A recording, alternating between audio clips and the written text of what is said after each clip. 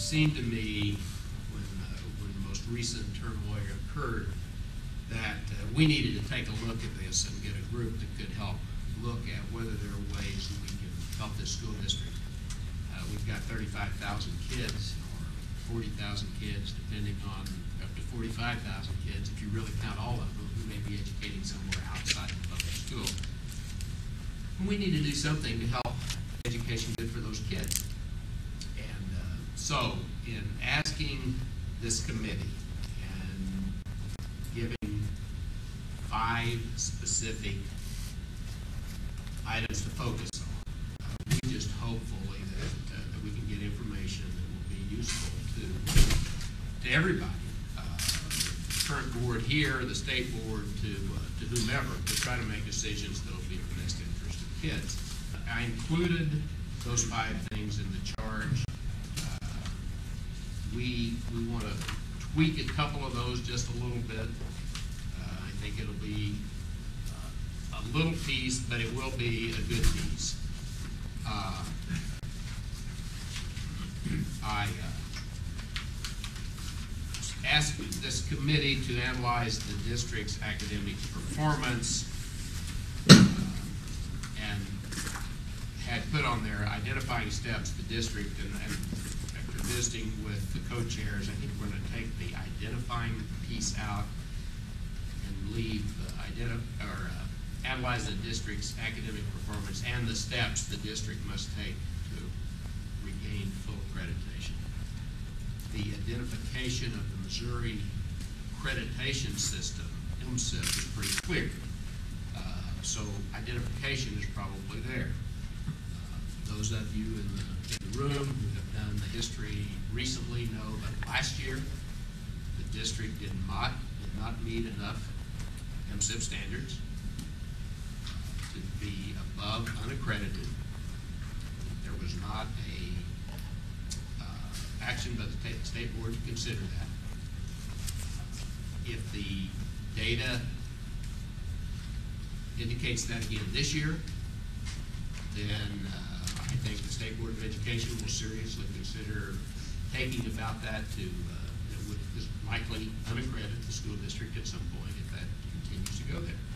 So what that means this group does, in either case, we have to look going to full accreditation as opposed to continuing at provisional. So that's one. The second item was no changes in that, but to think about the DSEG settlement, governance of the district, accreditation status. All of those pieces fit together when we talk about educating kids. That settlement has been going on now almost 10 years. And how that relates and ties in with governance and what happens with kids, I think, is still important.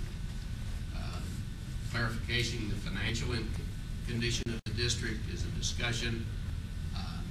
There's been constant discussion about what the financial situation is. And you know as well as I do that you get a pretty wide range.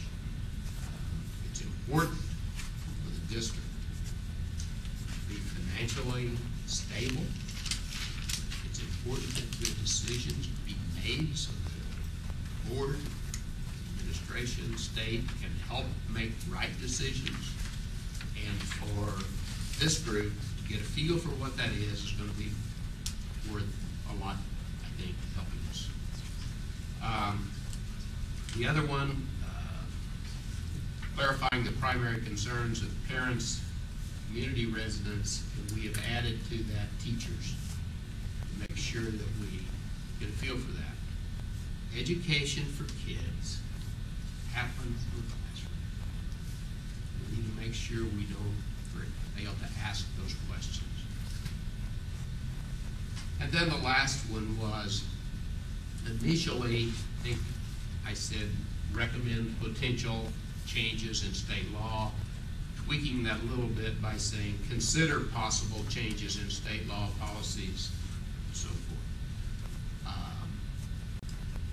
Maybe you all, when you look at that, you come up with more than one potential that then the State Board of Education or legislators or whomever may have to make a choice from that, to make a choice. So I think that has the potential to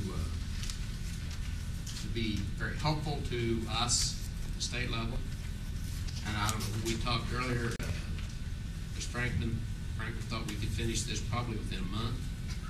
No, that may not be true. May be true. We certainly would like to have this done as early. I'd like to have it finished by the 1st of December if possible. But if we need it in December, or certainly the legislature comes down, if that's issued. But it's not just legislation, it's also decisions surrounding the local district, money, staff, plans for the next year, and all those things. So that would be the target, and Bethany. No. So. State Board of Education, as you know, makes the decision about accreditation of school districts. They make that decision based on student performance data. And when we see a district that has had 2 years in a row where it has unaccredited status based on student performance, then I'm not very optimistic the district will not make a decision. That's what turns out to be after all the data is thoroughly analyzed. That really won't direct you, but it certainly changes the perspective and the emphasis that has to be dealt with.